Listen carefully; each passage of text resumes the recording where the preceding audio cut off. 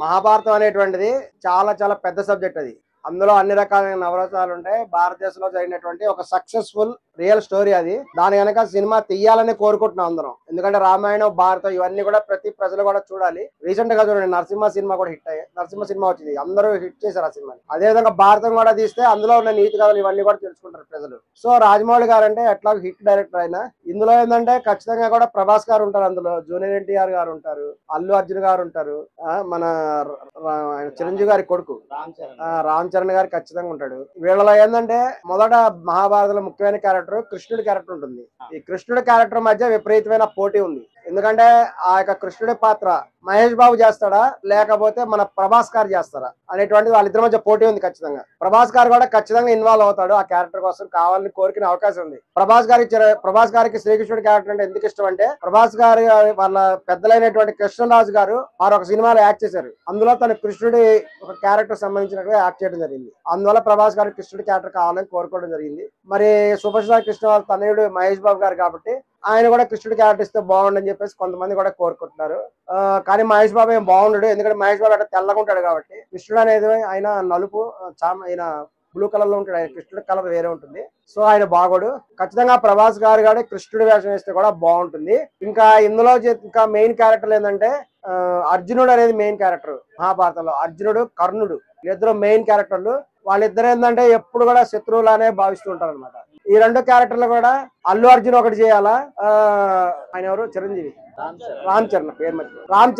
రామ్ చరణ్ ఈ యొక్క అర్జునుడి పాత్ర చేస్తే కర్ణుడి పాత్ర కూడా అల్లు అర్జున్ గారు చేయాలి. చేస్తేనే వాళ్ళిద్దరు బాగా ఫైటింగ్ చేసుకుంటారు, బాగా ప్రేక్షకులకు కూడా మంచి మజా వస్తుంది, సినిమా మంచి సూపర్ డూపర్ హిట్ అయ్యేటువంటి అవకాశం కూడా ఉంది. ఇంకా మరి దుర్యోధనుడు కావాలంటే ఆ రేంజ్ బాడీ ఉండాలి. మరి భీముడు కావాలంటే ఆ రేంజ్ బాడీ ఉండాలి. మరి ఆ రేంజ్ బాడీ ఉన్న వాళ్ళు మరి ఎవరున్నారు? రానా సన్నగా ఉంటాడు కదా. దుర్యోధనుడి స్థాయి ఉన్నటువంటి పర్సనాలిటీ లేదు. ఇదివరకు ఎన్టీ రామారావు గారు చేశారు ఆ పర్సనాలిటీ, మరి ఇప్పుడు ఎవరు లేరు. మరి దానికి ఎవరిని పెట్టుకుంటారో తెలియదు.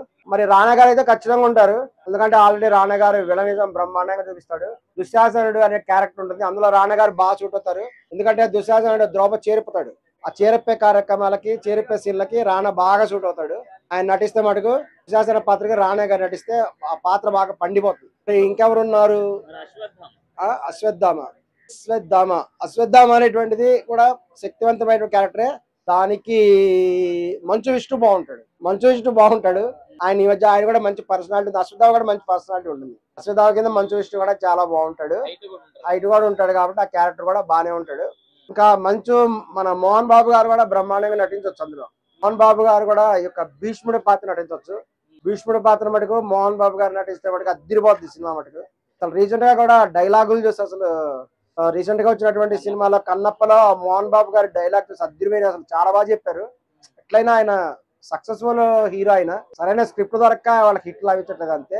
ఇంకా హీరోయిన్ ద్రౌపదిగా అయితే సమంత అయితే బాగుంటుంది. సమంత కావాలి మాకు ద్రౌపదిగా అందరం డిమాండ్ చేస్తున్నాం. ఎందుకంటే ద్రౌపది క్యారెక్టర్ ఏంటంటే 5 మొగుళ్ళు ఉంటారు ఆమెకి. 5 మొగుళ్ళు ఉండి చాలా చక్కగా కూడా ఆమె తన జీవితాన్ని గడిపింది. కాబట్టి సమంత గారు ఆమె చాలా బ్రహ్మాండమైన నటి, మంచి నటి కూడా. కాబట్టి ఆమె ద్రౌపది క్యారెక్టర్ కి సమంత కావాలి అని కూడా ఆమె ఫ్యాన్స్ మేము, సమంత ఫ్యాన్స్ మేము.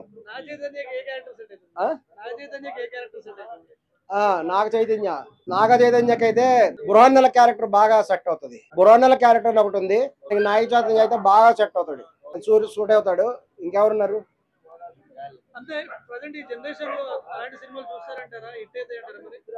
బ్రహ్మాండంగా హిట్ అవుతాయి.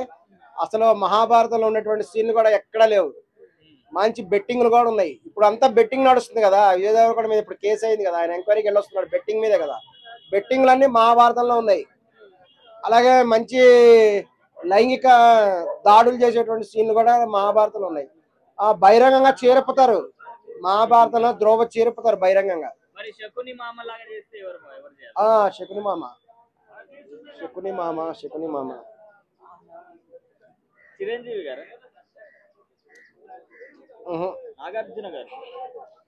నాగార్జున గారు శకుని మామకు బాగా సూట్ అవుతాడు. ఎందుకంటే రీసెంట్ గా నాగార్జున గారు చాలా నిర్ణయాలు తీసుకున్నారు.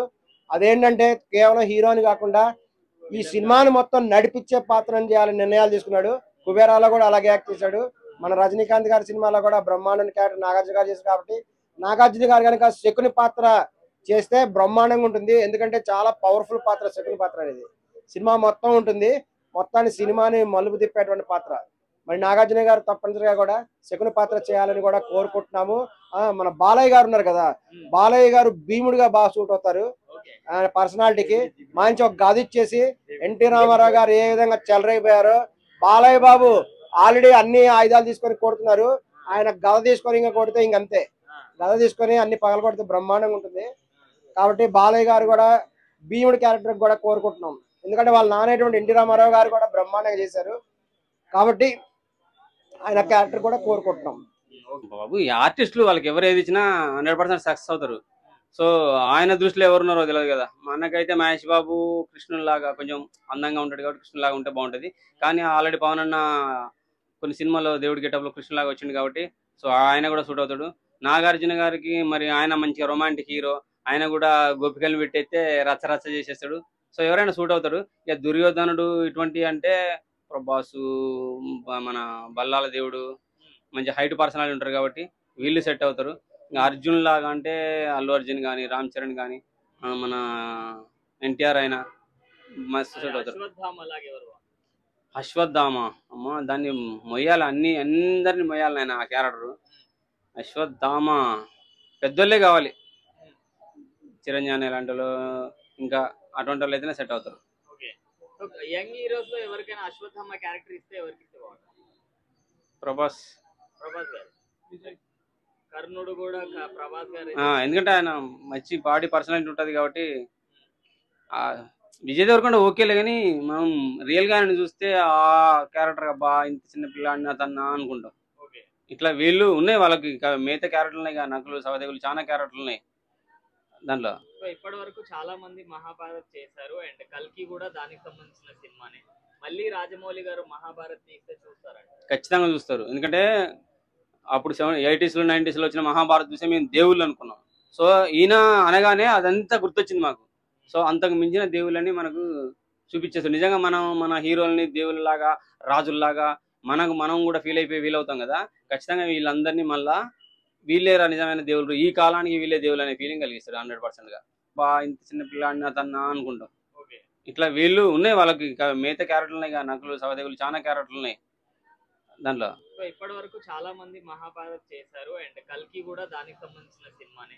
మళ్ళీ రాజమౌళి గారు మహాభారత్ తీస్తే చూస్తారంట? ఖచ్చితంగా చూస్తారు. ఎందుకంటే అప్పుడు 80s లో 90s లో వచ్చిన మహాభారత్ చూస్తే మేము దేవుళ్ళు అనుకున్నాం. సో ఈయన అనగానే అదంతా గుర్తొచ్చింది మాకు. సో అంతకు మించిన దేవుళ్ళని మనకు చూపించేస్తారు. నిజంగా మనం మన హీరోల్ని దేవుళ్ళలాగా, రాజుల్లాగా మనం కూడా ఫీల్ అయిపోయి ఫీల్ అవుతాం కదా. ఖచ్చితంగా వీళ్ళందరినీ మళ్ళా వీళ్ళేరా నిజమైన దేవుళ్ళు, ఈ కాలానికి వీళ్ళే దేవుళ్ళు అనే ఫీలింగ్ కలిగిస్తారు 100% గా.